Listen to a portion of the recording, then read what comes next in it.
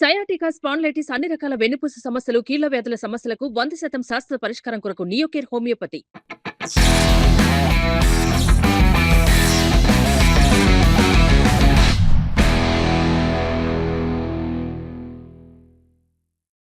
నమస్తే అండి. ఎలక్షన్స్ అయిపోయాయి. ఏ పార్టీ గెలిచింది, ఏ పార్టీ ఓడిపోయినది అన్నది పక్కన పెడితే, ఒకరినైతే మనం గెలిపించాం మన ఓట్లేసి, మన సమస్యలు తీర్చడానికి, మన గొంతుగా వాళ్ళు ఉండడానికి. సో ఇప్పుడు నా వెనక చూస్తున్నారా, ఇది భూమా అఖిల ప్రియ గారి ఎమ్మెల్యే ఆఫ్ ఆలగడ్డ. భూమా అఖిల ప్రియారెడ్డి అనే నేను శాసనసభ సభ్యురాలుగా ఎన్నికైనందున సో మీ journey as an young politician తీసుకుంటే డిఫరెంట్ గా కనిపిస్తుంది. మీరు సిద్ధంగా లేనప్పుడు వచ్చాయి, ఇప్పుడు మీరు స్వతంత్రంగా మీకు విల్లింగ్ తో నిలబడి గెలిచారు. How was it? అంటే అప్పటికి ఇప్పటికి మేజర్ డిఫరెన్స్ అంటే ఏం చెప్తారు?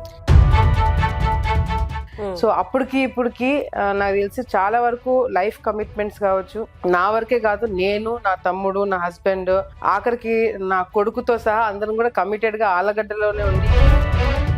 టఫ్ పొలిటీషియన్ గా రాలేదు, మీరు వచ్చాక టఫ్ అయ్యారు. నాకు తెలిసి మీరు ఫస్ట్ ఎమ్మెల్యేగా వచ్చినప్పుడు కూడా ఆ నేమ్నెస్ అయితే బాగా ఉండుండేది. అమాయకత్వం కానీ జనాలతో ఎప్పుడు ఎలా రియాక్ట్ అయ్యేదో అవ్వాలో తెలిసి ఉండేది కాదు కదా. ఈ టఫ్నెస్ అనేది సమ్టైమ్స్ మీకు ఇబ్బందిగా అనిపించేది స్వతహా నేను అది కాదు. భూమా నాగిరెడ్డి గారు చనిపోక ముందు, అంటే అమ్మ చనిపోయిన తర్వాత ఆ గ్యాప్ లో కూడా కార్యకర్తలందరితో మీటింగ్ పెట్టుకొని నన్ను కూర్చోబెట్టి, అఖిల ఇప్పుడు నా కూతురు కాదు మీ కూతురు, మీకు అప్పచెప్తున్నానని చెప్పి ఓపెన్ గా. ఇవన్నీ చూసి మీరు ఇవన్నీ వదిలేసి ఈ లైఫ్ కాదు, వేరే లైఫ్, ప్రశాంతంగా ఇంకో లైఫ్ ఉంటుందేమో అటు వెళ్దామని ఎప్పుడు ఆలోచించలేదా చిన్నప్పటి నుంచి ఇదే చూసి చూసి? ఒకవేళ శోభనారెడ్డి గారు చనిపోకపోయి ఉంటే నేను వేరే కంట్రీలో సెటిల్ అయిపోయేదాన్ని, వేరే బిజినెస్ చూసుకునేదాన్ని, అట్లా నా లైఫ్ ఉండింది. ఎప్పుడు కూడా రాజకీయాలకు రావాలని ఎప్పుడు కూడా నేను అనుకోలేదు. కానీ మీ తమ్ముడు గారి ప్రస్తావన తెచ్చారు కాబట్టి, వెన్ హీ ఎంటర్స్, అంటే తను పాలిటిక్స్ లోకి ఎంటర్ అయితే మీరు ఏమన్నా కొంచెం నెమ్మదించే లేదా కొంచెం నేను రిలాక్స్ అవుతాను అన్న ఆలోచనలు ఉన్నాయా ఫ్యూచర్ లో? అట్లా ఆలోచన ఏం లేదు. Both of us want to create history. కానీ మీ నెక్స్ట్ జనరేషన్ బాబుకి ఈ వాతావరణం మీకేమనిపిస్తుంది? అంటే స్వతహాగా మీకు లేదు కదా ఇట్లా ఉండాలి అని, బాబుకి ఈ వాతావరణం అంటే అదే పరిచయం చేద్దామా, ఇంకా తప్పదు కాబట్టి మీలాగే బాబుని కూడా అడ్జస్ట్ చేద్దాం అనుకుంటున్నారా? వచ్చేసాడు మాటల్లోనే. దా దా దా.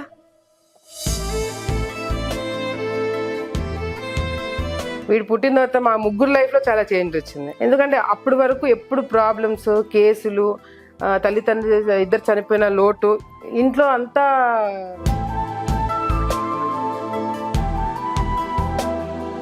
ఒక ఎమ్మెల్యే ఎలక్ట్ అయిన తర్వాత ప్రజలకు ఎంత దగ్గరగా ఉన్నారు, వాళ్ళ సమస్యల్ని ఎలా పరిష్కరిస్తున్నారు, వాళ్ళ డైలీ రొటీన్ అంటే వాళ్ళ పర్సనల్ లైఫ్, వర్క్ లైఫ్ ఎలా బ్యాలెన్స్ చేస్తున్నారో ఇవన్నీ మనం ఇవాళ దగ్గర ఉండి చూడబోతున్నాము.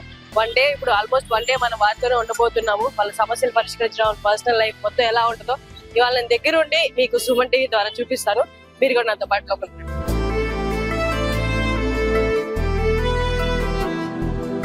హలో అండి. Congratulations. Thank you so much. నమస్తే అఖిల ప్రియ గారు. నమస్తే అండి. థ్యాంక్ యూ సో మచ్ మాకు టైం ఇచ్చినందుకు. నేను కాల్ చేసి అడిగిన వెంటనే ఒప్పుకున్నందుకు ఇంటర్వ్యూకి. ఐ నో మీరు చాలా బిజీగా ఉంటారు, బట్ స్టిల్ మా కోసం కొంత టైం ఇచ్చినందుకు thank you so much. No problem. So I want congratulate you అండి for being elected as an MLA. కానీ మీ జర్నీ చూసుకుంటే ప్రీవియస్గా మీరు ఎమ్మెల్యేగా, మంత్రిగా ఉన్నా అప్పుడు మీరు చెప్పారు, అంటే నేను ఫుల్లీ అప్పుడు ప్రిపేర్డ్ కాదు, బట్ పరిస్థితులు అలా వచ్చాయని. సో మీ journey as an young politician తీసుకుంటే డిఫరెంట్ గా కనిపిస్తుంది. మీరు సిద్ధంగా లేనప్పుడు వచ్చాయి, ఇప్పుడు మీరు స్వతంత్రంగా మీకు విల్లింగ్ తో నిలబడి గెలిచారు. How was it? అంటే అప్పటికి ఇప్పటికి మేజర్ డిఫరెన్స్ అంటే ఏం చెప్తారు? కమిట్మెంట్ అండి. ఎందుకంటే అప్పుడు నాన్న బతుకున్నారు, నేను ఎమ్మెల్యేగా ఉన్నప్పుడు నాన్న ఉన్నారు కాబట్టి మేజర్ ప్రాబ్లమ్స్ కానీ ఏదైనా ఇష్యూస్ కానీ ఎక్కువ కూడా ఆయన హ్యాండిల్ చేసేవాడు. నన్ను ప్రొటెక్ట్ చేయాలి, బలవంతంగా నేను రాజకీయాలకి అఖిలాన్ని తీసుకొచ్చాను, సో తను లైఫ్ తను స్పాయిల్ చేసుకుంటుందేమో, లేకపోతే చాలా వరకు లైఫ్ మిస్ అవుతుందేమో అని చెప్పేసి నాన్న ఎప్పుడు బాధపడేవాడు. సో నన్ను ఎక్కువ ప్రొటెక్ట్ చేసే విషయంలో ఆలగడ్డ ఇష్యూస్ కూడా ఎక్కువ ఆయన హ్యాండిల్ చేసేవాడు. కానీ నాన్న చనిపోయిన తర్వాత ఆ కమిట్మెంట్ కావచ్చు, లేకపోతే ఇన్ని సంవత్సరాలు నా కుటుంబం కావచ్చు, నా కుటుంబ సభ్యుల్లో కావచ్చు, నా తల్లిదండ్రులు కావచ్చు, వాళ్ళు ఆలగడ్డని ఏ విధంగా కాపాడుకున్నారో, ఏ విధంగా చూసుకున్నారో అనేది కూడా మేము దగ్గర నుంచి చూసాము. సో వాళ్ళిద్దరు చనిపోయిన తర్వాత తల్లిదండ్రులు లేకుండా మేము ఎట్లా అనాథలం అయిపోయినామనే ఫీలింగ్ వచ్చిందో కార్యకర్తలు కూడా అదే ఫీలింగ్ వచ్చింది.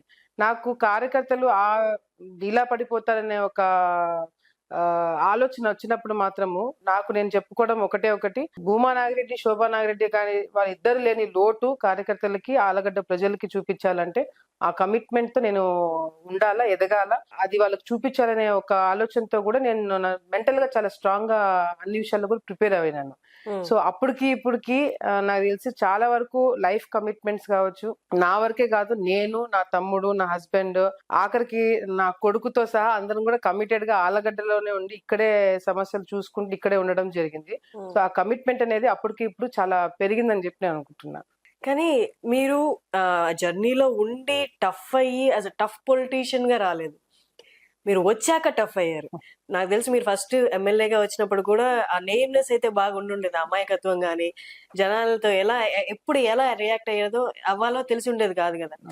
ఈ జర్నీ మిమ్మల్ని టఫ్ గా మార్చింది కదా, బాగా ఎదురు దెబ్బలు కానీ ఇవన్నీ. ఇప్పుడు అన్ని తెలుసుకొని మీరు ఎమ్మెల్యేగా మళ్ళీ కంటెస్ట్ చేశారు. ఇది ఎట్లా ఉంది? ఈ టఫ్నెస్ అనేది సమ్ టైమ్స్ మీకు ఇబ్బందిగా అనిపించదా? స్వతహా నేను అది కాదు కానీ టఫ్ గా ఉండాలి అనిపించినప్పుడు అది ఇబ్బంది అనిపించదా? అంటే వేరే చాయిస్ లేదు నాకు. వేరే చాయిస్ ఉంటే మేబీ డిఫరెంట్ గా ఉండిందేమో.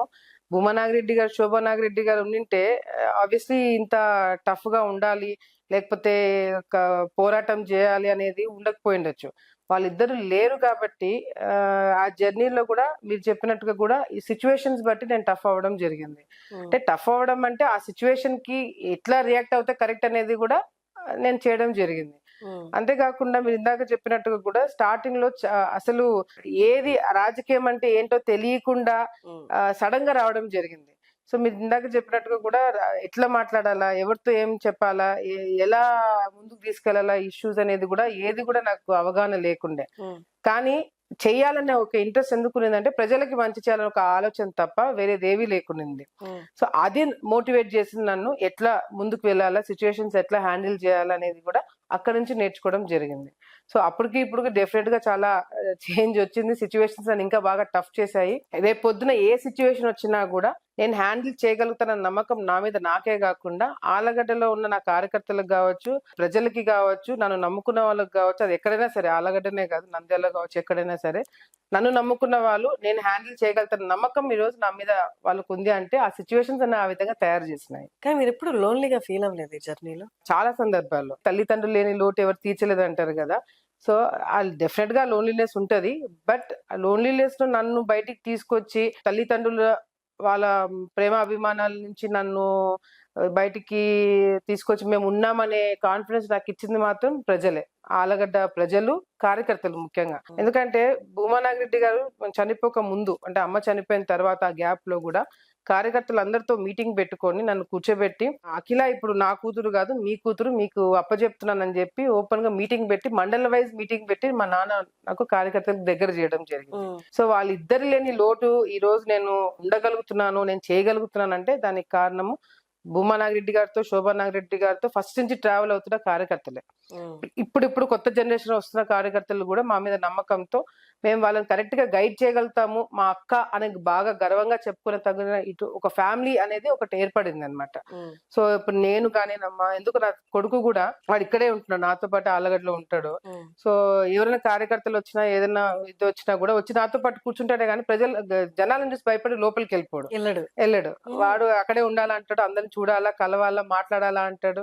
సో అంటే కమిట్మెంట్ ఎట్లా ఉన్నది, మా పేరెంట్స్ చూసి మాకు వచ్చింది, మమ్మల్ని చూసి మా వచ్చే జనరేషన్స్ కి రావాలా. ఆలగడ్డకి మాకుండే కనెక్షన్ అటువంటిది. ప్రజల సంక్షేమం ఇదంతా ఓకే, మీరు అట్లా ఆలోచిస్తున్నారు బీయింగ్ అ పొలిటీషియన్. గానీ పర్సనల్ గా మీ దాకా వస్తే చిన్నప్పటి నుండి ఇవే చూడడం, పొలిటీషియన్ చూడడం, అంటే ఆలగడ్డ అంటే ఫ్యాక్షన్ ఆల్రెడీ మిక్స్ అయ్యే ఉంటది, అందులో సపరేట్ గా మాట్లాడాల్సిన అవసరం లేదు. ఇవన్నీ చూసి మీరు ఇవన్నీ వదిలేసి ఈ లైఫ్ కాదు వేరే లైఫ్, ప్రశాంతంగా ఇంకో లైఫ్ ఉంటదేమో అటు వెళ్దాం అని ఎప్పుడు ఆలోచించలేదా చిన్నప్పటి నుంచి ఇదే చూసి? నేను పాలిటిక్స్ ని, రాజకీయం ఎప్పుడు కూడా నా తల్లిదండ్రులు నన్ను దూరం చేసిందనే ఒక కాన్సెప్ట్ లో నేను చిన్నప్పుడు ఉండేదాన్ని. ఎందుకంటే నాకు ఊహ తెలియనప్పటి నుంచి కూడా నేను ఎప్పుడు బయటే, అంటే హాస్టల్స్ లోనే, ఎక్కడ పెద్దమ్మ ఇంట్లో, బంధువుల ఇంట్లో, పత్తికొండలో, అనంతపూర్ దగ్గర, లేకపోతే హైదరాబాద్ లో ఊటీలో ఇట్లా ఎప్పుడు బయట ఉండడం తోటి వాళ్ళు బిజీ ఉండడం వల్లనే కదా నా తల్లిదండ్రులు నా దగ్గర లేకుండా పోయినారనేది ఎప్పుడు నాకు మైండ్ లో ఉండేది. సో నా ఆలోచన ఎప్పుడు కూడా ఒకవేళ శోభనారెడ్డి గారు చనిపోకపోయింటే నేను వేరే కంట్రీలో సెటిల్ అయిపోయేదాన్ని, వేరే బిజినెస్ చూసుకునేదాన్ని, అట్లా నా లైఫ్ ఉండింది. ఎప్పుడు కూడా రాజకీయాలకు రావాలని ఎప్పుడు కూడా నేను అనుకోలేదు. కానీ ప్రజలకు ఏదో ఒక విధంగా సేవ చేయాలన్న ఆలోచన మాత్రం నాకు చిన్నప్పటి నుంచి ఉండింది. సోషల్ సర్వీస్ చేయడం కానీ, బ్లైండ్ స్కూల్స్ కి వెళ్ళడం కానీ, వాళ్ళకి ఏదైనా పిల్లలకి ఇవ్వడం కానీ, అట్లా చిన్నప్పటి నుంచి నాకు ఉండింది. సోషల్ సర్వీస్ మీద ఇంట్రెస్ట్ ఉండింది అనమాట. సో రాజకీయాల్లోకి వస్తే ఇంకా కొత్త పెద్ద స్థాయిలో ఇంకా చాలా మందికి చేయడానికి అవకాశం ఉంటుందని చెప్పి కూడా నన్ను కన్విన్స్ చేసుకోవడం జరిగింది. బట్ అదర్వైజ్ రాజకీయాలకు రాకపోయింటే మాత్రం లైఫ్ డెఫినెట్ గా డిఫరెంట్ గా ఉండింది. వాళ్ళిద్దరు చనిపోకపోయింటే, కానీ వాళ్ళిద్దరు చనిపోయినారు కాబట్టి బాధ్యతగా నేను తీసుకోవాల్సిన అవసరం పడింది. కాబట్టి వచ్చిన తర్వాత మాత్రం ఎక్కడ కూడా నా కమిట్మెంట్ లోపం చూపెట్టలేదు. సో బట్ లైఫ్ ఎట్లా ఉంటుందో మనకు తెలియదు కదా. సో వాళ్ళిద్దరు చనిపోయిన తర్వాత లైఫ్ ఈ విధంగా నేను మలుచుకోవాల్సి వచ్చింది. కానీ మీ నెక్స్ట్ జనరేషన్ బాబుకి ఈ వాతావరణం మీకేమనిపిస్తుంది? అంటే స్వతహాగా మీకు లేదు కదా ఇట్లా ఉండాలి అని, బాబుకి ఈ వాతావరణం అంటే అదే పరిచయం చేద్దామా, ఇంకా తప్పదు కాబట్టి మీలాగే బాబుని కూడా అడ్జస్ట్ చేద్దాం అనుకుంటున్నారా? లేదంటే ఇంకా బాబు వేరుగా ఉన్నారంటే మీ చైల్డ్హుడ్ లాగే అయిపోద్ది, తను వేరుగా పెట్టాలి అంటే, వేరే హాస్టల్స్ లో స్కూల్లో పెట్టాలి అని. ఇప్పుడు ఎట్లా ఉంది, ఏం ఆలోచిస్తున్నారు తన ఫ్యూచర్ గురించి? బాబుని యాక్చువల్ గా హైదరాబాద్ కి పంపించచ్చు, స్కూల్ అక్కడ పెట్టిండొచ్చు. మా అత్తగారు మా పెద్దమ్మ వాళ్ళంతా ఉన్నారు, పెట్టచ్చు. కానీ ఇందాక చెప్పినట్టు తను దూరం పెట్టడం అనేది నేను ఉండలేకపోయాను. మా హస్బెండ్ కూడా పంపిద్దాము, ఇక్కడ ఆలోచన అంతా తన మీద పెట్టాల్సి వస్తుందేమో అని చెప్తే కూడా ఎట్లాగో కొన్ని రోజుల తర్వాత పిల్లలు చదువుకు బయటికి వెళ్తారు. ఇప్పుడైనా ఈ టైం పోతే మళ్ళీ పిల్లలతో టైం స్పెండ్ చేయడానికి ఉండదు. సో నా ప్రెషర్ వల్లనే బాబు నా దగ్గర పెట్టుకుంటున్నాను. ఇక్కడ వాతావరణం కంపల్సరీ అలవాటు కావాలి. ఎందుకంటే చిన్నప్పుడు కూడా మేము ఎంత బయట హాస్టల్స్ లో ఎక్కడ చదువుకున్నా కూడా కంపల్సరీ మా mother father they made it a point to spend time here. Summer holidays లో కావచ్చు, మేము ఎక్కడ బయటికి వెళ్ళినా కూడా compulsory we make sure we spend time in Allagadda. మాకు ఎక్కడెక్కడ ఏమేమి ఉన్నాయి వాళ్ళందరినీ తీసుకోవడం కానీ, వాళ్ళ దగ్గరికి వెళ్ళడం కానీ, బంధువులు ఇళ్ళ కాడికి పోవడం కానీ, ఈ రిలేషన్షిప్స్ అనేది పిల్లలకి ఇప్పటి నుంచి అలవాటు చేయకపోతే మాత్రము కష్టం అవుతుంది ఫ్యూచర్ లో. I want my son to have that relations with everyone. వచ్చేసాడు మాటల్లోనే. దా ఏం పేరండి? వీరనాగిరెడ్డి. వీరనాగిరెడ్డి. కానీ ఎప్పుడు బాబు ఎందుకమ్మా నీ చుట్టూ ఇంతమంది నన్నే పెట్టుకో దగ్గర అని ఎప్పుడు వెళ్ళడా?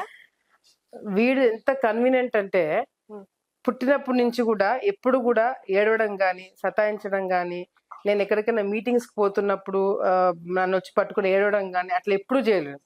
ఎప్పుడు నేను బయటికి వెళ్ళాలన్నా కూడా చాలా హ్యాపీగా నన్ను బయటికి పంపిస్తాడు. రోజుకి ఒక్కసారైనా నేను కనిపించాలా, అది రాత్రి ఎప్పుడు పడుకునేటప్పుడు నేను వచ్చినా కూడా సరిపోతుంది. చాలా కన్వీనియంట్ గా నా మోటివేషన్ వీడు. ఒక విధంగా చెప్పాలంటే నా మోటివేషన్ వీడు. రేపు పొద్దున how he wants to be, వాడి లైఫ్ ఎట్లా ఉండాలనేది కూడా వీడు పుట్టిన తర్వాత నేనెంత కమిటెడ్ గా ఉండాలా, నేనెంత సీరియస్ గా ఉండాలా, వీడి ఫ్యూచర్ తో పాటు అన్ని కూడా ఎట్లా ఆలోచించాలనే ఒక క్లారిటీ నాకు వీడు పుట్టిన తర్వాత వచ్చింది. వీడు పుట్టిన తర్వాత మా ముగ్గురు లైఫ్ లో చాలా చేంజ్ వచ్చింది. ఎందుకంటే అప్పటి వరకు ఎప్పుడు ప్రాబ్లమ్స్, కేసులు, తల్లిదండ్రులు ఇద్దరు చనిపోయిన లోటు, ఇంట్లో అంతా ఎప్పుడు చాలా సైలెంట్ గా ఉండేది. వీడు వచ్చిన తర్వాత మా ముగ్గురు లైఫ్ లో కూడా చాలా డిఫరెన్స్ వచ్చింది, ఒక కమిట్మెంట్ వచ్చింది, ఒక క్లారిటీ వచ్చింది బేసిక్ గా చెప్పాలంటే. So he made all the difference అన్నమాట మాకు. ఓకే. కానీ మీ నేచర్ లో అంటే అంతకు ముందు వరకు మీరు ఒక ఫైర్ అది ఇలా అలా మాట్లాడేవారు జనాలందరూ బయట, కానీ ప్రెగ్నెన్సీ టైంలో ఆడవాళ్ళు అనేవాళ్ళు చాలా నేచర్ సాఫ్ట్ అయిపోతుంది, ఎక్కువ సెక్యూర్ గా ఉండాలి అన్న మైండ్ సెట్ వచ్చేస్తుంది అనిపిస్తుంది. మీ నేచర్ లో చేంజ్ వచ్చిందా అప్పటికి? బాబు పుట్టక ముందుకి బాబు పుట్టిన తర్వాత కొంచెం సాఫ్ట్ అని అయ్యాను నేను థింకింగ్ వైజ్ అని, అలా ఏమైనా అనిపించిందా? అట్లా ఏం కాలేదు, బికాస్ మా లైఫ్ అట్లా ఉంది. ఇప్పుడు మేబీ పేరెంట్స్ ఉండింటే, మదర్ ఫాదర్ ఉండింటే, నాకు ఈ కమిట్మెంట్స్ లేకపోయింటే maybe it would have been like that. కానీ వాళ్ళిద్దరు చనిపోవడం ఇందాక చెప్పినట్టుగా వీడు పుట్టిన తర్వాత మాకు చాలా రెస్పాన్సిబిలిటీస్ ఇంకా పెరిగినాయి, క్లారిటీ వచ్చింది, ఇంకా ఎట్లా కమిటెడ్ గా ఉండాలా. రేపు పొద్దున he has to be proud of us. ఇప్పుడు నేను నా తల్లిదండ్రులు చూసి ఎంత గొప్పగా గర్వంగా చెప్పుకుంటున్నామో, మాకు అదే నా పిల్లలు వచ్చే జనరేషన్స్ కూడా మా గురించి అట్లే అనుకోవాలన్న ఒక కమిట్మెంట్ మాకు కూడా ఉంది. సో సాఫ్ట్ అయితే అవ్వలేదు కానీ వచ్చే ప్రాబ్లమ్స్ ని ఎట్లా ఎదుర్కోవాలనేది కూడా ఇంకా టఫ్ అప్ అయినాము. అది నేను నాట్ జస్ట్ మీ, మా తమ్ముడు కావచ్చు, even he's also very young, ఇప్పుడు 25 years తనకి. గత 5 years నుంచి హీస్ బీన్ ఫైటింగ్ ఫర్ మీ. నాతోటే ఉంటున్నాడు, నా కోసం చేస్తున్నాడు, ఎవరు నా గురించి ఏం మాట్లాడినా కూడా ఈ స్టుడ్ బై మీ. సో వచ్చే జనరేషన్స్ అన్ని కూడా ఐ థింక్ మాకు అది రాసి పెట్టినట్టుంది. సో వచ్చే జనరేషన్స్ అన్ని కూడా ఈ ఆలగడ్డకి, ఈ ప్రాంతంకి కమిటెడ్ గా ఉండాలని చెప్పి రాసి పెట్టింది మాకు. కానీ మీ తమ్ముడు గారి ప్రస్తావన తెచ్చారు కాబట్టి, వెన్ హీ ఎంటర్స్, అంటే తను పాలిటిక్స్ లోకి ఎంటర్ అయితే మీరేమన్నా కొంచెం నెమ్మదించే లేదా కొంచెం నేను రిలాక్స్ అవుతాను అన్న ఆలోచనలు ఉన్నాయా ఫ్యూచర్ లో? అట్లా ఆలోచన ఏం లేదు. Both of us want to create history. Because mother, father, తాతగారు ముగ్గురు కూడా ఒక నాన్న ఎంపీగా ఉన్నప్పుడు తాతగారు, అమ్మగారు ఇద్దరు అసెంబ్లీలో ఇది చేశారు. అండ్ మాకు ఇప్పుడు మాకున్న రెస్పాన్సిబిలిటీస్ ఏంటంటే నాట్ జస్ట్ ఆళ్ళగడ్డ, నంద్యాల కూడా మాకు కమిట్మెంట్ ఉంది. We will not say we will fight for the ticket, లేకపోతే మాకు అక్కడ ఏదో కావాలనేది కాకుండా కమిట్మెంట్ మాకు నియోజకవర్గంలో 2 నియోజకవర్గాల్లో మాకు కమిట్మెంట్స్ ఉన్నాయి. సో దానికి తగినట్టుగానే మేము రాజకీయాలు చేయాల్సి వస్తుంది. విఖ్యాత వస్తే నాకు ఇంకా స్ట్రెంత్ పెరుగుతుంది, ఇద్దరం కలిసి రాజకీయం చేసేదానికి కూడా మాకు అవకాశం ఉంటుంది. నేను ఇంతకు ముందు కూడా ప్రామిస్ చేసినట్టుగా కూడా డెఫినెట్ గా మళ్ళీ హిస్టరీ క్రియేట్ చేస్తాం. నేను మా తమ్ముడు ఇద్దరం కూడా అసెంబ్లీకి ఎంటర్ అవుతాము. ఇందాక నేను ఫస్ట్ అడిగిన క్వశ్చన్ కి, అంత ముందు గెలుపుకి ఇప్పుడు గెలుపుకి మేజర్ డిఫరెన్స్ అంటే సాటిస్ఫాక్షన్, ఇది నాది, ఈ గెలుపు అంటే పర్సనల్ గా నాది అన్నట్టు ఏమైనా ఫీల్ అవుతున్నారు మీరు? డెఫినెట్ గా అండి. ఎందుకంటే అప్పుడు నేను గెలిచింది కూడా ఎనానిమస్ గెలిచినాము. అంటే అప్పుడు పోటీ ఏం పెట్టలేదు నాకు. నేను వైసీపీలో ఉన్నప్పుడు కూడా శోభా నాగిరెడ్డి గారు చనిపోయిన తర్వాత తెలుగుదేశం పార్టీ, అప్పుడు చంద్రబాబు నాయుడు గారు చనిపోయిన వ్యక్తుల వాళ్ళ కుటుంబం సభ్యుల పైన పోటీ పెట్టకుండా ఉండాలని చెప్పి ఒక సంస్కృతి ఆ తెలుగుదేశం పార్టీలో ఉండింది. సో అప్పుడు తెలుగుదేశం పార్టీ నా మీద పోటీ పెట్టలేదు, ఇనానిమస్ గా నేను ఎమ్మెల్యే అవ్వడం జరిగింది. సో డెఫినెట్ గా 2019 లో ఓడిపోవడం జరిగింది. కష్టపడినాము, అన్ని చేసినాము కానీ ఓడిపోయినాము. బట్ ఇప్పుడు కష్టపడినాము, గెలిచినాము, ఇది నాది అని చెప్పుకోన తగినట్టుగా నేను ఒకటి మళ్ళీ నేను క్రియేట్ చేసుకోగలిగిన. ఇప్పుడు నా దూరమైన నా కుటుంబ సభ్యులు కావచ్చు, లేకపోతే కార్యకర్తలు కావచ్చు, ఎవరైతే కొంతమంది వెళ్ళిపోయినారో వాళ్ళందరూ కూడా నాకు ఫోన్ చేసి వచ్చి కలిసి ఒకటే చెప్తున్నారు, భూమా పేరుని మళ్ళీ నిలబెట్టినావు. సో అది నాకు చాలా ఇంపార్టెంట్. ఎందుకంటే ఇన్ని కష్టాలు, ఇన్ని కేసులు, జైలుకి పోయి ఇవన్నీ కూడా నేను చేయడానికి కారణము నా తల్లిదండ్రుల కష్టము నేను నిలబెట్టుకోవాలా. సో దానికి కష్టపడింది, ఈ రోజు ఫలితం దక్కింది. కానీ ఒక్క ఇన్సిడెంట్ నేను చదివినప్పుడు చూసినప్పుడు కూడా అందరికి, నాకు తెలిసి విన్న వాళ్ళందరికీ కొంచెం కలిసి వేసినట్టు అనిపించిన ఇన్సిడెంట్ ఏంటి అంటే, మీరు జైలుకి వెళ్ళినప్పుడు బాబు ఫీడింగ్ కోసము బాబుని తీసుకెళ్ళి ఒక ఫీడింగ్ మామ్ గా మీరు లోపల ఉన్నప్పుడు మదర్ గా, అది కొంచెం అందరికి, ఆడవాళ్ళందరికి కూడా కొంచెం ఇబ్బంది కలిగించిన సిచ్యువేషన్ అనమాట. అయ్యో ఎంత కష్టం వచ్చింది అన్నట్టు. మీరు ఎలా ఫీల్ అయ్యారు? అంటే ఇమోషనల్లీ బాగా డౌన్ ఫేజ్ కదా అది. నాకు తెలిసి ఎవరికి కూడా అటువంటి ఫేజ్ రాకూడదు. ఎందుకంటే సరే నేను ఒక్కదాన్ని అరెస్ట్ అయ్యింటే మేబీ నేను అంత బాధపడేదాన్ని కాదు. ఎందుకంటే నాతో పాటు మా హస్బెండ్ కూడా అరెస్ట్ అయినారు. అండ్ బాబు అప్పుడు ఏజ్ ఎట్లా అంటే మేమిద్దరం లేకుండా ఉండలేకపోయినాడు. ఏదో నేను కానీ హస్బెండ్ కానీ ఇద్దరులో ఎవరో ఒకరు ఉంటే ఉంటాడు. ఇద్దరం లేకపోయేసరికి ఎవరితో ఉండాలా, ఎవరు చూసుకునే ఇది కూడా లేకుండింది. మా అత్తగారు ఉండినారు కానీ అంత అలవాటు లేదు. తను హైదరాబాద్ లో ఉంటారు, బాబు నా దగ్గర ఉంటారు కాబట్టి వీడు చాలా ప్రాబ్లమ్స్ వీడు కూడా పాపం ఎదుర్కొన్నాడు. ఊహ తెలియకుండానే వీడు జైలుకి వచ్చేసి నన్ను చూసి ఫీడింగ్ అయిపోయిన తర్వాత వీడిని తీసుకుపోతున్న టైంలో కూడా కానిస్టేబుల్స్ తీసుకుపోయేవాళ్ళు. లోపలికి ఎవరిని ఎంటర్ కానిచ్చేవాళ్ళు కాబట్టి లేడీ కానిస్టేబుల్స్ వచ్చేవాళ్ళు, జైలు స్టాఫ్. వాళ్ళు వీడిని బలవంతంగా తీసుకుపోతున్నప్పుడు మాత్రము ఆ సిచ్యువేషన్ ఏ తల్లికి కూడా రాకూడదని అని చెప్పి నేను ఆ రోజు అనుకోవడం జరిగింది. కానీ వీడిని తీసుకుపోతున్న ప్రతిసారి కూడా ఇటువంటి సిచ్యువేషన్స్ మళ్ళీ రాకుండా ఉండాలంటే నేను ఎదగాల, నేను కష్టపడాలా అని నేను చాలా గట్టిగా నా మనసులో నేను నిర్ణయం తీసుకోవడం జరిగింది. నా కొడుకు కావచ్చు, ఎటువంటి వాళ్ళకి కావచ్చు, తప్పుడు కేసులు పెట్టడం వల్ల ఇటువంటి సిచ్యువేషన్ వచ్చింది. నా హయాంలో డెఫినెట్ గా తప్పుడు కేసు అనేది ఉండకూడదని ఒకటి గట్టిగా నిర్ణయించుకున్నా. రెండోది, నా కొడుకు మళ్ళీ అటువంటి ప్రాబ్లమ్స్ రాకూడదు, ఫేస్ కాకూడదు అని చెప్పి కూడా నేను ఆలోచించుకోవడం జరిగింది. కానీ ఇలాంటి పరిస్థితులు రాకూడదు అనుకోవడం ఒకటే, కానీ పాలిటిక్స్ లో ఉన్నారంటేనే పొద్దున్నేస్తే పోరాటమే. అది మనం ఇంటెన్షనల్ గా ఇన్వాల్వ్ అయి చేసామా, లేకపోతే పరిస్థితులు వచ్చినప్పుడు మనం ఎదుర్కొన్నా కూడా అదొక కైండ్ ఆఫ్ కేసు లాగే మారచ్చు పరిస్థితులను బట్టి. కానీ ఇక్కడ ఉన్నప్పుడు అలాంటి పరిస్థితులు రాకుండా చూడాలి అంటే కష్టం కదా.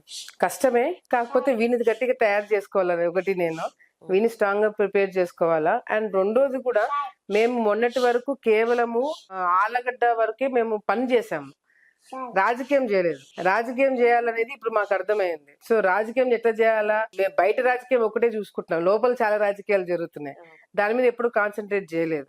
ఎవరైతే మనకి మేలు చేస్తారని చెప్పి అనుకున్నామో వాళ్ళే మాకు కీడు చేస్తారని చెప్పి ఎప్పుడు అనుకోలేదు, అటువంటి ఆలోచన రాలేదు. కాకపోతే ఇప్పుడు అందరినీ కూడా డౌట్ చేయాలా, లోపల రాజకీయాలు చూసుకోవాలనేది కూడా మాకు ఆ రోజు సిచ్యువేషన్ తర్వాత అర్థమైంది. సో అటువంటి సిచ్యువేషన్ రాకుండా చేయాలంటే మా జాగ్రత్తలు మేము ఎట్లా ఉండాలనేది కేవలం బయట శత్రువులే కాదు, లోపల శత్రువుతో కూడా ఎట్లా ఏ విధంగా ఉండాలనేది కూడా అర్థమైంది మాకు ఆ రోజు. భార్గవ్ గారు అంతకుముందు అంటే నార్మల్ గా జనాలు అనుకునేది ఆయన కొంచెం రిజిడ్ పర్సనాలిటీ అలా అనుకుంటారు, బట్ ఈ ఎలక్షన్ స్టైల్లో మాత్రం అన్ని సామాజిక వర్గాలని కలగలుపుకొని ఆయన ముందుకెళ్లారు. అంటే ఆయన సపోర్ట్ గానీ, ఆయనలో అంటే ఇప్పుడు మాకు కనిపిస్తున్న మార్పు గానీ, అంటే వాజ్ దట్ అంటే ఇంకా తప్పదు రావాలని కాబట్టి, లేకపోతే ఆయన స్వతహాగా అలా చెయ్యాలనుకుని చేసింది? యాక్చువల్ గా మా హస్బెండ్ గురించి మా మ్యారేజ్ అయిన డే 1 నుంచి కూడా ఈ మొన్నటి వరకు కూడా భార్గవ్ గురించి చాలా రూమర్స్ కానీ, తప్పుడు ప్రచారాలు కానీ, ఎట్లా మమ్మల్ని చేయాలని చెప్పి చాలా విధాలుగా ట్రై చేస్తారు. మీడియా ద్వారా కావచ్చు, కొంతమంది ఇందాక చెప్పిన లోపల రాజకీయాలు, ఎట్లా వాళ్ళని డ్యామేజ్ చేయాలనే ఒక ఉద్దేశంతో కూడా చాలా ప్రయత్నాలు చేసినారు. కానీ ఎప్పుడైతే భార్గవ్ ని దగ్గర నుంచి చూసారో, ఓ ఇది కాదు ఈయన అనేది ప్రజలకి, కార్యకర్తలకి అర్థమైంది. ఎలక్షన్ టైంలో, ఈ ఎలక్షనే కాదు గత ఎలక్షన్ లో కూడా ఆ విధంగానే భార్గవ్ కష్టపడినాడు. కాకపోతే అప్పుడు చాలా మంది మాకు దగ్గరుండి కీడు చేసిన వాళ్ళు చాలా మంది ఉండినారు, వాళ్ళని మేము గుర్తించలేకపోయినాం. ఈ ఓటమి టైంలో, ఈ 5 సంవత్సరాల ఓటమి టైంలో యాక్చువల్ గా మన వాళ్ళు ఎవరు, మన వాళ్ళు కాదు ఎవరు అనేది చాలా స్పష్టంగా మాకు అర్థమైంది. మా వెంటే ఉండి మాకు వెన్నుపోటు పొడిచిన వాళ్ళు చాలా స్పష్టంగా మాకు అర్థమైంది ఓటమి తర్వాత. సో ఈ 5 సంవత్సరాలు ఈ ఓటమి అనేది నాకు చాలా మేలైంది నా కెరియర్ లో. ఎందుకంటే అసలు రాజకీయాలు నాకు నేర్పించింది, నాకు లైఫ్ క్లారిటీ చూపించింది. ఈ 5 సంవత్సరాలు నేను పడిన ప్రాబ్లమ్స్ కావచ్చు, ఎదుర్కొనే సిచ్యువేషన్స్ కావచ్చు, ఇవన్నీ కూడా నాకు ఇప్పుడు నుంచి నా కెరియర్ కి నాకు చాలా స్ట్రాంగ్ ఫౌండేషన్ అవ్వబోతున్నది. సో అట్లా నేను చూస్తున్నాను దాన్ని. అండ్ భార్గవ్ కూడా ఈ 5 years కూడా నేను కమిట్మెంట్ ఉండడం వేరు, నేను కమిట్మెంట్ ఉండేలాగా చేసింది కూడా భార్గవే. నాకు ఎటువంటి ఫ్యామిలీ ఆబ్లిగేషన్స్ పెట్టలేదు, బాబు ఆబ్లిగేషన్స్ పెట్టలేదు, ఇన్లాస్ ఆబ్లిగేషన్స్ లేవు. ఎక్కడ కూడా నాకు ఆబ్లిగేషన్స్ పెట్టకుండా హ్యాజ్ ఎ లీడర్ నువ్వు ఏం చేయాలో చెయ్యన్నాడు. Not has a Bhuma Nagireddy కూతురుగా కావచ్చు, శోభా నాగిరెడ్డి కూతురుగా కాదు, నువ్వు ఇప్పుడు ఆలగడ్డ ప్రజలకి నువ్వు ఒక లీడర్వి, నువ్వు ఏం చేయాలో నువ్వు చెయ్యి, వీ విల్ ఫాలో యూ, నువ్వు నిర్ణయం తీసుకో, మేమందరం ఫాలో అవుతాం అని నన్ను ఒక లీడర్ గా తను ముందు పెట్టడం జరిగింది. అది నాకు చాలా ప్లస్ అయింది. అది చేయకపోయింటే నాకు ఈ ఆలగడ్డలు ఈ సిచ్యువేషన్ కూడా ఉండేది కాదు. దగ్గర నుంచి కార్యకర్తలు భార్గవ్ ఒక భూమా నాగిరెడ్డికి అల్లుడుగా కాకుండా ఒక సామాన్య భూమా కార్యకర్తగా పనిచేశాడని చెప్పి ఒక కార్యకర్తలకు అందరికి కూడా అర్థమైంది. బీయింగ్ యంగ్ విమెన్ పాలిటిషియన్, ప్రతిపక్షాల్లో గానీ, లేకపోతే మన పార్టీలో వాళ్ళే గానీ, లేకపోతే మన చుట్టూరు ఉన్న వాళ్ళే గానీ, మీరు ఎమ్మెల్యేగా పోరాడి గెలిచారు, ఎలక్షన్ లో పార్టిసిపేట్ చేసి గెలిచారు అన్న పొలిటీషియన్ కంటే ముందు ఫిమేల్ అనే ట్యాగ్ పెడతారు.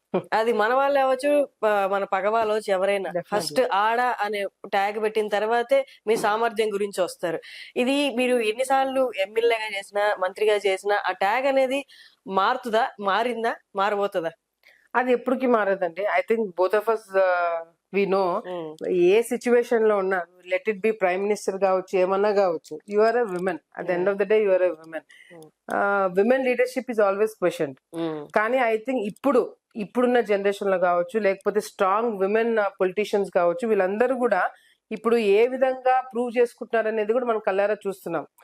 తమిళనాడులో కావచ్చు, బీహార్ లో కావచ్చు, ఎక్కడైనా సరే, బీహార్ లాంటి ప్లేసెస్ లో కూడా ఈ రోజు విమెన్ పొలిటీషియన్స్ బయటకు వస్తున్నారు. అంటే జనరేషన్స్ మారినాయి. విమెన్ ఏ ఫీల్డ్ లో చూడండి, ఎక్కడైనా చూడండి, not just politics, A field లో చూసినా కూడా దే ఆర్ ఫేసింగ్ ప్రాబ్లమ్స్.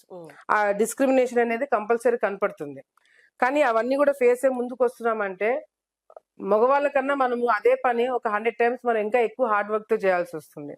నేను విమెన్ అయినా కూడా నేను స్ట్రాంగ్ గా నిలబడగలుగుతాను, నేను చేయగలుగుతాను అనేది మనం మళ్ళీ మళ్ళీ ప్రూవ్ చేసుకోవాల్సి ఫస్ట్ వస్తుంది. అది ప్రూవ్ చేసుకోవాల్సి వస్తుంది.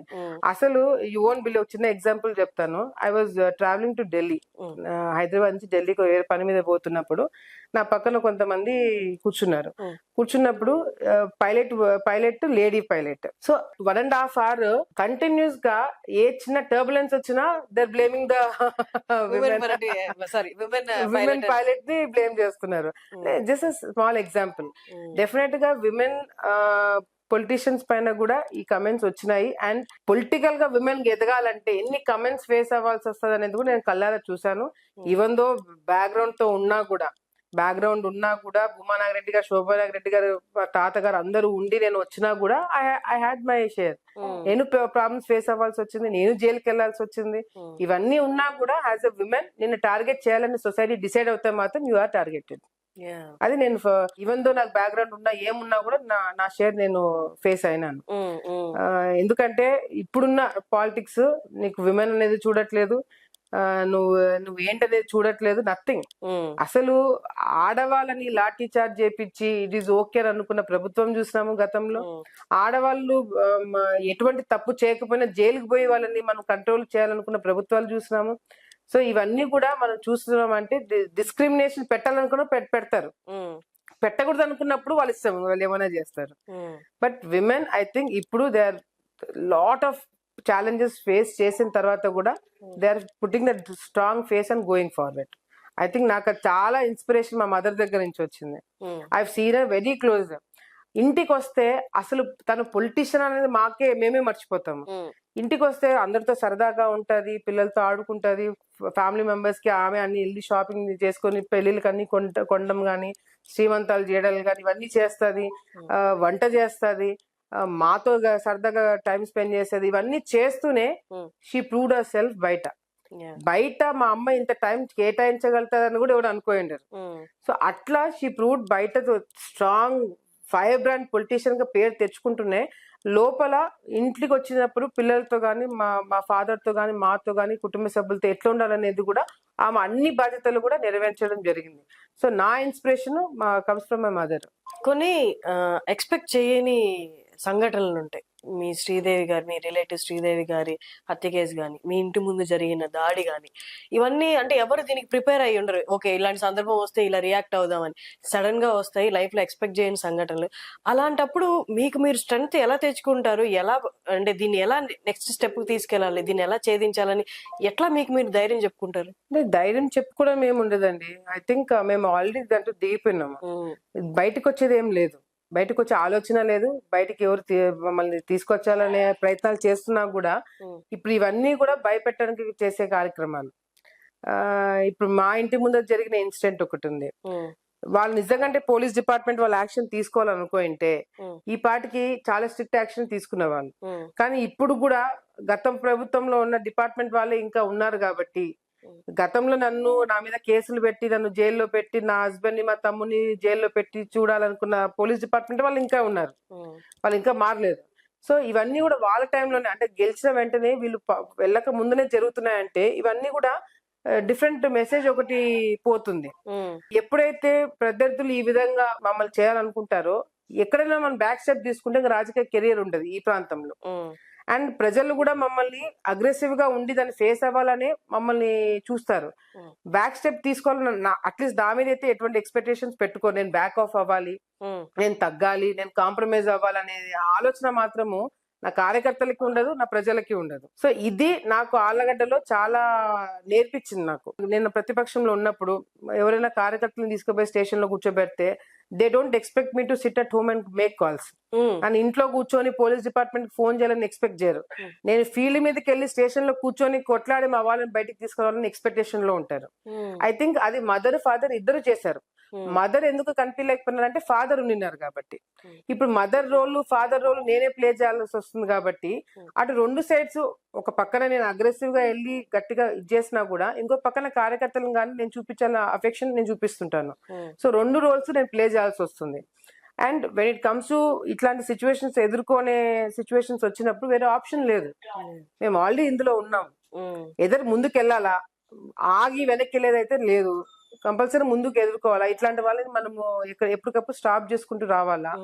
అది ముందుకు వెళ్లాల్సిన పరిస్థితి తప్ప బ్యాక్ ఆఫ్ అయ్యే పరిస్థితి లేదు. శ్రీదేవి గారి కేసులో ఏదైనా పురోగతి గానీ స్టేటస్ ఏంటి ఆ కేసు విషయం? శ్రీదేవి గారి కేసు మాది చాలా బాధాకరమైన విషయం అండి. ఎందుకంటే శ్రీదేవి గారు ఆ విధంగా ఆమెని కక్ష కట్టి ఆమెను చంపుతారని ఎవరు ఎక్స్పెక్ట్ చేయలేదు. గొడవలు ఉన్నాయి వాళ్ళకి ఫ్యామిలీ మెంబర్స్ కి. ఏవి సుబ్బారెడ్డి వాళ్ళంతా ఒకటే ఫ్యామిలీ కాబట్టి ఎక్స్పెక్టేషన్స్ మేము ఇట్లా జరుగుతారని ఎప్పుడు అనుకోలేదు. ఎందుకంటే 20 years నుంచి ఉండినాయి గొడవలు జరుగుతున్నాయి, వాళ్ళకి మధ్యన ఇష్యూస్ జరుగుతున్నాయి కానీ ఎప్పుడు కూడా ఇటువంటి ఆలోచన చేస్తారని కూడా ఎప్పుడు అనుకోలేదు. అండ్ రెండోది వచ్చేసి శ్రీదేవి గారు మొన్న ఎలక్షన్స్ కి నాతో పాటు చాలా కష్టపడి తిరిగింది పాపం. ఈవెన్ దో వాళ్ళ హస్బెండ్ డయాలసిస్ చేసుకుంటూనే తను వచ్చి నాతో పాటు టైం స్పెండ్ చేసి కార్యకర్తలందరినీ కలిసి ఇంకా ఏం చేయొచ్చు అని చెప్పి ఫస్ట్ టైం తిరుగుతుంది కాబట్టి అవన్నీ చేయడం జరిగింది. ఇందులో విచిత్రమైన విషయం ఏంటంటే చంద్రబాబు నాయుడు గారు నాకు ఫోన్ చేసినప్పుడు, ఎలక్షన్స్ హడావిడిలో ఫోన్ చేసినప్పుడు, ఏవి సుబ్బారెడ్డి పరిస్థితి ఏంటి, నువ్వు ఎట్లాగో దూరం పెట్టేసినాం కదా, అతన్ని ఆలగడ్డలో ఇన్వాల్వ్ కావద్దని చెప్పినాము, చాలా క్లారిటీకి చెప్పేశామమ్మా. కానీ ఎవరికైతే ఏవి సుబ్బారెడ్డి కాకుండా ఎవరైతే వాళ్ళు ఉన్నారో, ఒకవేళ నువ్వు దగ్గర తీసుకునే పరిస్థితి ఉంటే వాళ్ళందరినీ దగ్గర తీసుకొని చెప్పి నాకు సార్ చెప్పడం జరిగింది. ఎందుకంటే ప్రతి ఒక్క ఓటు ఇంపార్టెంట్, ప్రతి ఒక్కరు మనకి ఆ టైంలో ఇంపార్టెంట్. సార్ ఆ మాట చెప్పినప్పుడు నాకు శ్రీదేవి గారు వీళ్ళందరూ కూడా వాళ్ళతో నాకేమి, యాక్చువల్ వాళ్ళు ఏవి సుబ్బారెడ్డి బంధువులు, నాకు బంధువులు కాదు. అయినా కూడా వాళ్ళందరినీ కూడా దగ్గర తీసుకోవాలనే ఒక ఆలోచనతో వాళ్ళు కూడా నాతోటి నా మీద నమ్మకంతో ఉండినారు. నేను మంచి చేస్తానని వాళ్ళకి కూడా తెలుసు. నేను ముందు స్టెప్ తీసుకున్నాను. వాళ్ళకి ఏదైనా అవసరం ఉన్నప్పుడు, నేను గతంలో మంత్రి ఉన్నప్పుడు ఉపయోగపడ్డాను. వాళ్ళకు చిన్న చిన్న పనులు కావాలంటే చేసి పెట్టాము, అవన్నీ చేశాం కాబట్టి ఆ చనువుతో వాళ్ళందరినీ కూడా నేను దగ్గర తీసుకోవడం జరిగింది. కానీ దగ్గర తీసుకోవడమే తప్పైందా అనేది ఈ రోజు నాకు బాధేస్తుంది. ఈరోజు దగ్గర తీసుకోవడం వల్లనే కదా తను వచ్చి నా కోసం ప్రచారం చేసింది. దగ్గర తీసుకోవడం వల్లనే కదా వాళ్ళకి గెలిచిన తర్వాత నేను ఆమెకి ఇంకా మంచి చేస్తాననే ఒక ఆలోచనతో ఆ ఈర్షతో ఆమెను చంపేసినారు. సో ఒక విధంగా చూడాలంటే అది చేయడం వల్ల తప్పైందని చెప్పి ఈ రోజు నాకు అనిపిస్తుంది. బట్ ఏదైనా సరే వాళ్ళ కుటుంబంకి నేను గట్టిగా వాళ్ళకి చెప్పడం జరిగింది. టిల్ ఎండ్ వరకు నేను వాళ్ళకి సపోర్ట్ చేస్తాను, వాళ్ళకి న్యాయం చేస్తాము. ఎందుకంటే సపోర్ట్ అనేది డిఫరెంట్ గా మళ్ళీ మీడియాలో వస్తుంది, కానీ న్యాయం చేస్తాను. ఎందుకంటే తల్లిని పోగొట్టుకుంటే ఆ బాధ ఎట్లుంటుందో మాకు తెలుసు. ప్లస్ వాళ్ళ ఫాదర్ పరిస్థితి అస్సలు బాగలేదు. అతని మీద కూడా అటాక్ జరిగింది. He's a patient, he's already a patient. Dialysis చేసుకుంటున్నాడు, చాలా వీక్ ఉన్నాడు. అతను ఆల్రెడీ పేషెంట్. అతని పరిస్థితి బాగాలేదు. తల్లి చనిపోయిన తర్వాత తండ్రిని ఆ విధంగా చూసుకుంటూ ఉండడం అనేది అదొక నరకం. సో వాళ్ళ కుటుంబాన్ని ఆదుకోవడం కాకుండా వాళ్ళకి న్యాయం జరిగేంత వరకు లోకేష్ అన్న గారితో సార్తో కూడా నేను కోఆర్డినేట్ చేసుకొని వాళ్ళకి న్యాయం జరిగేటట్టు చేస్తామని చెప్పినాము. డెఫినెట్ గా పోలీస్ డిపార్ట్మెంట్ ఇప్పుడున్న వాళ్ళైతే అంతా గతంలో వాళ్ళకి పనిచేసిన వాళ్ళే. వైసీపీ దాంట్లో 2 వైసీపీ నాయకులు కూడా ఉన్నారు. సో వాళ్ళకి పనిచేసిన వాళ్ళు కాబట్టి అందులో నుంచి బయటకు ఎట్లా తప్పించుకోవాలని చెప్పి వాళ్ళు కూడా గట్టి ప్రయత్నాలు పోలీస్ డిపార్ట్మెంట్ ఇప్పుడున్న వాళ్ళు ఆలగడలు ఇంకా చేస్తూనే ఉన్నారు. నేను ఓపెన్ గా చెప్తున్నాను, ఎందుకంటే వీళ్ళందరూ కూడా ఎవ్రీవన్ గతంలో వైసీపీ నాయకులు బాగా ఇష్టపడి వెతికి మరి వీళ్ళని నేర్పించుకున్నారు. వాళ్ళు ఇంకా ఉండడం తోటి ఇవన్నీ ఇన్సిడెంట్స్ కూడా వీళ్ళున్నప్పుడే జరుగుతున్నాయి. సో అవన్నీ కూడా సార్ దృష్టికి తీసుకెళ్లడం జరుగుతుంది. ఈ ఫ్యాక్షన్ అనేది తగ్గించి కలుద్దాం అన్న స్టెప్ మీరే ముందు తీసుకున్నారు కదా చంద్రబాబు నాయుడు గారు చెప్పడంతో. కానీ అంతకు ముందు ఎప్పుడు అనిపించలేదా ఇవన్నీ ఎందుకు అని? లేదా ఇప్పుడు చంద్రబాబు నాయుడు గారి పిలుపు కూడా వచ్చింది, సపోర్ట్ కూడా వచ్చింది, అక్కడి నుంచి కూడా పాజిటివ్ వచ్చింది కాబట్టి ఆ బలంతో ముందుకెళ్ళి అలాగే ఎర్రగెల్ల పుల్లారెడ్డి గారితో కూడా కలిసి మీరు ప్రచారం చేయడం, ఇవన్నీ కూడా ఈ ఫ్యాక్షన్ ని తగ్గించడానికి మీరు ముందు అడిగేశారనే చెప్పొచ్చా? చూడండి, ఫ్యాక్షన్ చేయాలనే అసలు ఆలోచన ఎవరికి నాకే కాదు, నాకు తెలిసి ఏ నాయకుడు కూడా ఇప్పుడున్న సిచ్యువేషన్స్ లో ఫ్యాక్షన్ చేయాలనే ఆలోచన ఎవరికి ఉండదు. ఎందుకంటే ప్రజలు యాక్సెప్ట్ చేయరు. గతంలో ప్రజలకి ఫ్యాక్షన్ లీడర్లు అంటే ఒక క్రేజ్ ఉండేది, ఒక హీరోయిజం గా చూసేవాళ్ళు. కానీ ఇప్పుడు అందరు చదువుకున్న వాళ్ళు. ఇంతకుముందు మీడియా అంత లేదు అవేర్నెస్, ఇప్పుడు మీడియా అవేర్నెస్ పెరిగింది. పిల్లలందరినీ కూడా చదివించే వేలో వెళ్తున్నారు కాబట్టి ఎవరు కూడా ఫ్యాక్షన్ అనేది యాక్సెప్ట్ చేయరు. అది ఒక న్యూసెన్స్ కింద చూస్తున్నారు.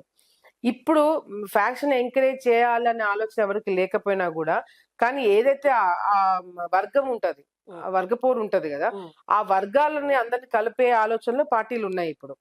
కానీ ఎక్కడైతే అవసరం ఉందో వర్గాలను మేము ఎక్కడ కూడా వాళ్ళని కాంప్రమైజ్ కామని చెప్పము. అది మాకు బ్యాక్ ఫైర్ అవుతుంది. ఎందుకంటే చాలా వాళ్ళ కుటుంబ సభ్యుల్ని పోగొట్టుకొని ఉంటారు, వాళ్ళు ఆస్తి నష్టం జరిగింటది. మేము అధికారంలో లేనప్పుడు చాలా మంది ఊరు వదిలేసి వెళ్ళిపోయే పరిస్థితులు వచ్చినాయి. సో చాలా వరకు డ్యామేజ్ అయింది. కాబట్టి నిజంగా అంటే బాగా ఇబ్బంది పడిన కుటుంబాలను అయితే కాంప్రమైజ్ కామని మేము ఎక్కడ కూడా చెప్పలేము కూడా. కానీ కొంతమందిని తీసుకోవడానికి అవకాశం కూడా ఎందుకు, మనం ఇప్పుడు మీరు ఇరగల రాంపుల్లారెడ్డి వాళ్ళ ఫ్యామిలీ ఇదే అన్నారు కాబట్టి, రాజకీయాలు ఇప్పుడు అట్లా లేవు. మేము ఎంత ఇది చేయాలన్నా పార్టీలు ఆ విధంగా లేవు ఇప్పుడు. అండ్ ఇది ఎప్పుడో గతంలో జరిగినవి. ఇప్పుడు ఆ వర్గపోరు తగ్గించాలన్నా, మేము గెలవాలన్నా, మేము గెలిచి బిగ్గర్ పిక్చర్ చూస్తున్నాము.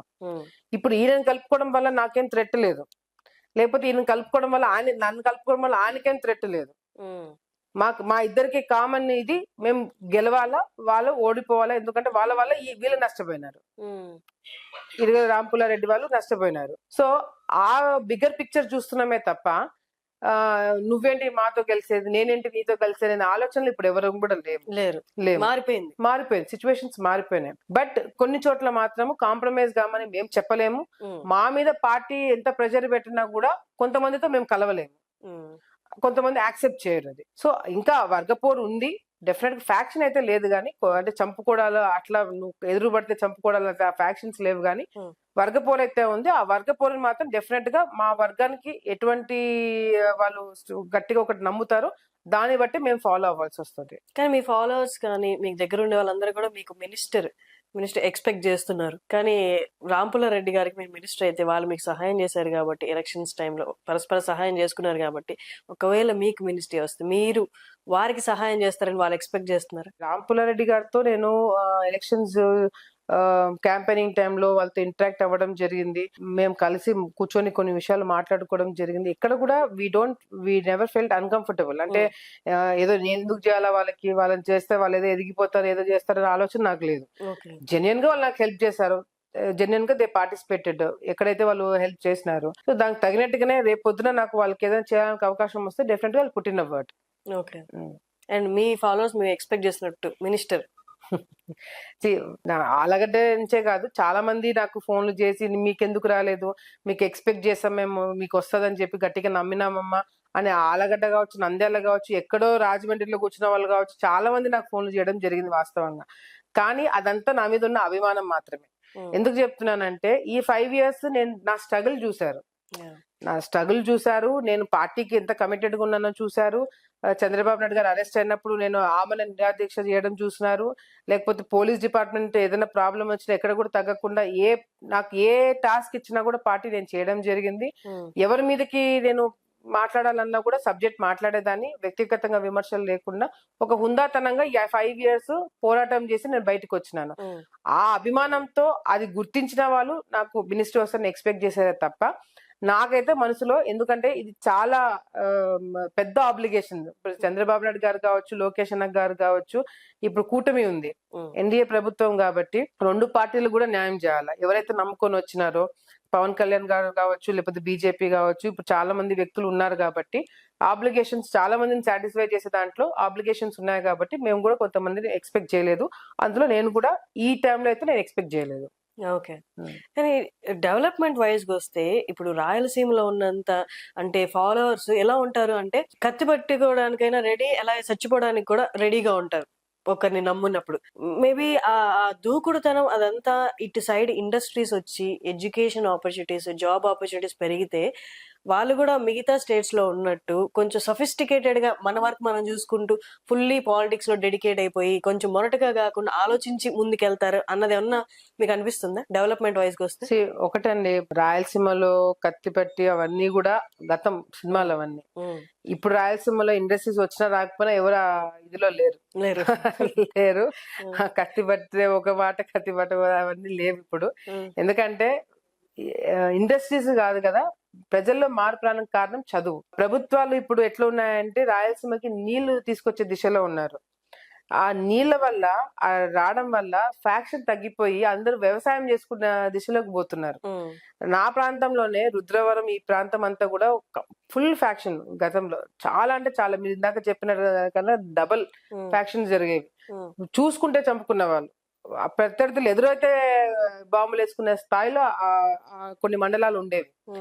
ఎప్పుడైతే తెలుగు గంగ ఛానల్ మా వైపు నుంచి వెళ్ళిందో, ఎన్టీ రామారావు గారు తెలుగు గంగ ఛానల్ పెట్టించినారో, ఆ ప్రాంతంలో కూడా బ్రహ్మాండంగా పంటలు పండున్నాయి.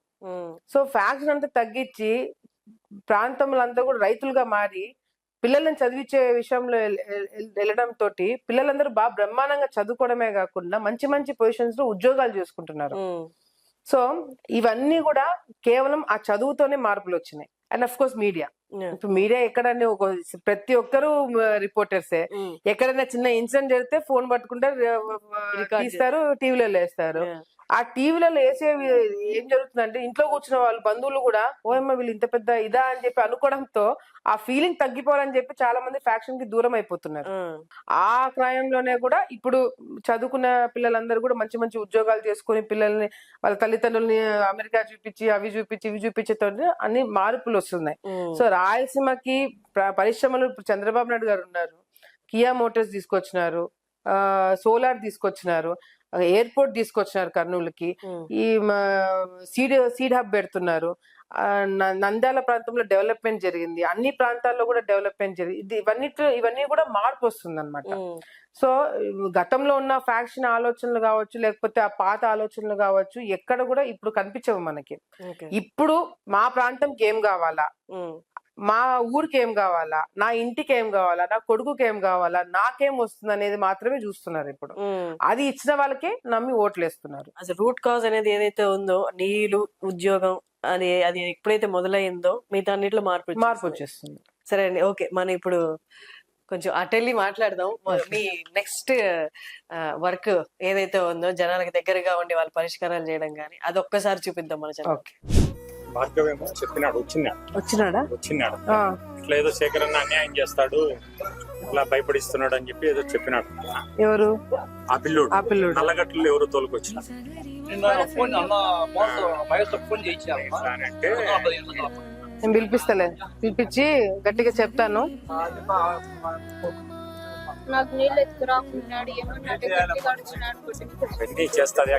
నేను మాట్లాడతాను, మళ్ళీ నీ జోలికి రాడు, నిన్ను కొట్టడం గిట్టడం చేస్తే పడతాయని చెప్పి గట్టిగా చెప్తా. వాడు ఉద్యోగం కూడా లేకుండా చేస్తానని చెప్పి గట్టిగా వార్నింగ్ ఇస్తాను. నువ్వు ఏదైనా మళ్ళీ ప్రాబ్లం వస్తే నాకు చెప్పు, నేను పిలిపించుకుని నేను మాట్లాడుతాను. తెలుసుకోపోమంటే తెలుసుకోపోయినారు కదా, డెలివరీ అయిన తర్వాత వచ్చి ఇడ్స్ పెట్టండి టైప్ లో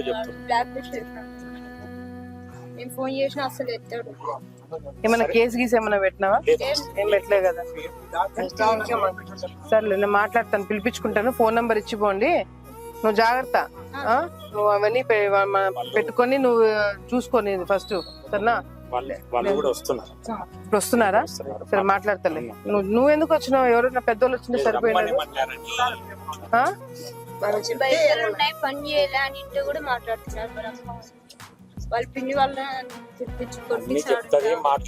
అవన్నీ మస్తుగా చెప్తారులే. కూడా ఏం ఇప్పుడు ఎవడు ఆడవాళ్ళు కొట్ట ఊరుకుంటున్నారేం ఇప్పుడు?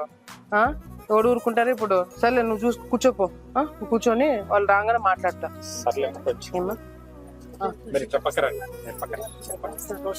రెడీ అయింది, నేను ఇస్తాను. ఒక 10 minutes ఆగానే ఇచ్చేస్తాను. ఏమన్నా బాగున్నారా?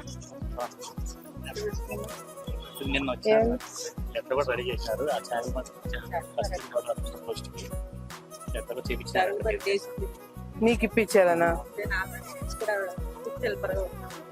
అదా ఒకసారి మన వాళ్ళతో మాట్లాడి చేపిస్తారమ్మా. ఉండండి, ఏం తొందర ఏం లేదు కదా. ఎవరు నేను సంతకం పెడుతున్నా కదా ఎవరికైనా వచ్చేది. కొద్దిగా ఆగండి, అందరితో మాట్లాడలేదు కదా, మళ్ళీ లేకపోతే లేనిపోయిన డిస్టర్బెన్స్ వస్తుంది. ఒక 2 రోజులు ఆగండి, నేను మాట్లాడి పెట్టిద్దాం. ఐ థింక్ నిద్ర లేసే ముందే వెళ్ళిపోయేదాన్ని, వాడు పడుకున్నతో వచ్చేవాళ్ళం. సో అట్లాంటి డేస్ కూడా ఉన్నాయి. బట్ జనాలు లేకపోయినా కూడా మేము డిస్కస్ చేసేవి ఉంటాయి, ముగ్గురం కూర్చొని మాట్లాడేవి ఉంటాయి. సో అది కూడా ఎక్కువ జరుగుతున్నాయి అనమాట. బట్ వీటితో టైం స్పెండ్ చేయడము నైట్ టైమే కదా, లేకపోతే తక్కువ. ఇప్పుడు ఈ మధ్య కొద్దిగా దొరుకుతుంది కానీ, బట్ అదర్వైజ్ చాలా తక్కువ టైం స్పెండ్ చేసే వాళ్ళము. కానీ మీరు మార్నింగ్ 8 కి అయితే ఇంట్లో నుంచి వెళ్ళిపోతారు బయటికి. బయట కానీ ఇక్కడ ఆఫీస్ జనాలు వస్తుంటారు, వాళ్ళని కలవడం కానీ, మీటింగ్స్ కానీ. ఈ 5 సంవత్సరాలు అంటే ఇంకా ఎక్కువ కేసులు అక్కడికి ఇక్కడ తిరగడం, వాళ్ళకి ఇబ్బంది వీళ్ళకి ఇబ్బంది. ఇప్పుడు వచ్చే 5 సంవత్సరాలు పనులు చేయడం దాంట్లో ఉంటది ఇప్పుడు. కానీ ఇప్పటిదాకా ఏదైనా నేను మిస్ అయ్యాను లేకపోతే రిగ్రెట్ ఫీల్ అవుతాను అంటే ఏదైనా ఉందా? రిగ్రెట్ అనేది ఏం లేదు, ఎందుకంటే what ever decisions I make నేను గతంలో డెసిషన్స్ తీసుకోబోతున్నాను, 1కి 10 సార్లు ఆలోచిస్తాను. కంప్లీట్ గా హోల్ హార్టెడ్ గా నేను సాటిస్ఫై అయితే గానీ ఆ నిర్ణయం నేను తీసుకోను. సో ఇప్పటి వరకు నేను రిగ్రెట్ అయ్యే డెసిషన్ అయితే ఏం లేదు. వీటితో కూడా అందుకే నేను ఇందాక చెప్పినట్టు మా మదర్ ఫాదర్ చిన్నప్పుడు మమ్మల్ని బయట పెట్టడం తోటి ఆ ఫీలింగ్ నాకు కొడుకు ఉండకూడదనే, మేము మళ్ళీ రిగ్రెట్ కాకూడదనే తనతో కూడా మాక్సిమం టైం నేను స్పెండ్ చేయడానికి ట్రై చేస్తుంటాను. అందుకే వీళ్ళు హైదరాబాద్ పంపించాలంటే కూడా మనసు ఒప్పుకోదు. ఏదైనా మిస్ అయింది బాగా ఇప్పటికి, అది నిద్రలో తలుచుకున్నా గానీ బాధేస్తుంది, బాగా మిస్ అయిన సిచ్యువేషన్ ఏదైనా ఇది ఉండుంటే బాగుంటుంది నా లైఫ్ లో అలా? మా మదర్ ఫాదర్ చిన్నప్పటి నుంచి కూడా మేము చూసింది కూడా మా ఫాదర్ వాళ్ళ బ్రదర్ పిల్లలందరితో, వాళ్ళ పిల్లలతో చాలా టైం స్పెండ్ చేశారు. అంటే బాగా ఎంజాయ్ చేశారు ఆ టైం. కరెక్ట్ గా నేను మా సిస్టర్ మేమిద్దరం సెటిల్ అయ్యి మాకు పిల్లలు పుట్టే టైంలో వాళ్ళిద్దరూ వీళ్ళతో టైం స్పెండ్ చేయలేకపోతున్నారు అనే ఒక బాధ చాలా. వీడు మాట్లాడి ఎంజాయ్ చేసి మేము నవ్వుతున్న ప్రతిసారి కూడా మా పేరెంట్స్ ఇద్దరు ఉండింటే ఇంకా బాగా ఎంజాయ్ చేసేవాళ్ళు వీడితోటి అని చెప్పి ప్రతి క్షణం కూడా మేము అనుకోవడం జరుగుతుంది. అది నా లైఫ్ లో చాలా మిస్ అయ్యే పాయింట్ అది. పాప చెల్లెలకి పాప దేవసేన శోభ మంచి మనోజ్ అని పెట్టారు, చాలా చక్కటి పేరు పెట్టారు. చూసారు కదా పాప ఎవరిలా ఉంది? పాపనా వాళ్ళ సైడ్ పోలికలు ఎక్కువ కనపడుతున్నాయి. బట్ వెరీ హ్యాపీ, ఎందుకంటే పిల్లలు పుట్టినప్పుడు దే బ్రింగ్ ఫ్యామిలీస్ టుగెదర్. అది ఐ థింక్ మా ఇద్దరి విషయంలో బాగా ఎక్కువ జరిగింది. అండ్ నేను మా సిస్టర్ ఎక్కువ మిస్ అయ్యేది కూడా మా పేరెంట్స్ ఇంకా ఉండింటే, గ్రాండ్ పేరెంట్స్ వీళ్ళకి మా సైడ్ నుంచి ఉండింటే ఇంకా బాగా హోల్ హార్టెడ్ గా అందరం ఉండేవాళ్ళం అనేది ఎక్కువ ఉండింది. But we're there for each other. వాళ్ళకి నేను పెద్దమ్మని కాబట్టి నా డ్యూటీస్ అదే. నా నెక్స్ట్ క్వశ్చన్ కూడా అదే. ఇప్పుడు మీ చెల్లికి మీరు ఆల్మోస్ట్ అమ్మ ప్లేస్ తీసుకొని అన్ని, ఇంకా ఆమెకి ఏ కష్టం వచ్చినా మీ వైపే చూస్తుంది కదా, ఏ ఎమోషనల్ సపోర్ట్ కావాలన్నా కూడా. ఇంకా షీ యాక్చువల్లీ పాపం చాలా ఎమోషనల్ సపోర్ట్ కోసం చాలా తనకు కావాల్సిన టైంలో నేను ఇక్కడ బిజీ అయిపోయి ఉన్నాను. But she'll understand the situation. తనకి నాకు అండర్స్టాండింగ్ ఉంది, ఎందుకంటే తనకు కూడా తెలుసు ఇక్కడ సిచ్యువేషన్స్ ఎట్లా ఉన్నాయి. నా కంప్లీట్ టైం ఎక్కడ నేను ఉండాల్సి వస్తుంది తనకు కూడా తెలుసు. కాబట్టి మా పెద్దమ్మ వాళ్ళంతా ఉన్నారు హైదరాబాద్ లోనే. So what ever she needs and wants అక్కడ ఎక్కువ తన దగ్గరికి వెళ్తుంటది. నేను ఉండాల్సిన టైంలో ఉండలేకపోయినాను బికాస్ ఆఫ్ నా కమిట్మెంట్స్ ఇక్కడ. బట్ హైదరాబాద్కి వెళ్ళినప్పుడు మాత్రం వీడు వాళ్ళ పిల్లలతోటి బాగా ఆడుకోవడము, ఎక్కువ టైం స్పెండ్ చేస్తుంటారు. నైస్ అండి, great talking to you. Me busy schedule లో ఇంత టైం ఇచ్చి మాతో మాట్లాడారు. Thank you so much. Thank you so much. So అది అఖిల ప్రియ గారి స్కెడ్యూల్ చూసారు కదా. ఆవిడ స్కెడ్యూల్ ఎలా ఉంటది, మార్నింగ్ లేస్తే ఎంతో మంది జనాలు వచ్చి కలుస్తున్నారు, వాళ్ళ సమస్యలు పరిష్కరించడం, at the same time being a mom, అంటే ఒక చిన్న బాబుకి తల్లిగా వాడి బాధ్యతలు చూసుకోవడం, ఇవన్నీ ఒక స్త్రీగా ఎంత కష్టమో మీరందరికి తెలుసు. అన్ని బాధ్యతలు నెరవేర్చడం అనేది ఒకందుకు మనం పాలిటిక్స్ అన్ని పక్కన పెట్టేస్తే ఒక స్త్రీగా ఇంత ఇన్స్పిరేషన్ గా మారినందుకు అందరికి ఆవిడకి మనకి హ్యాట్స్ ఆఫ్ అనే చెప్పాలి. So thank you so much.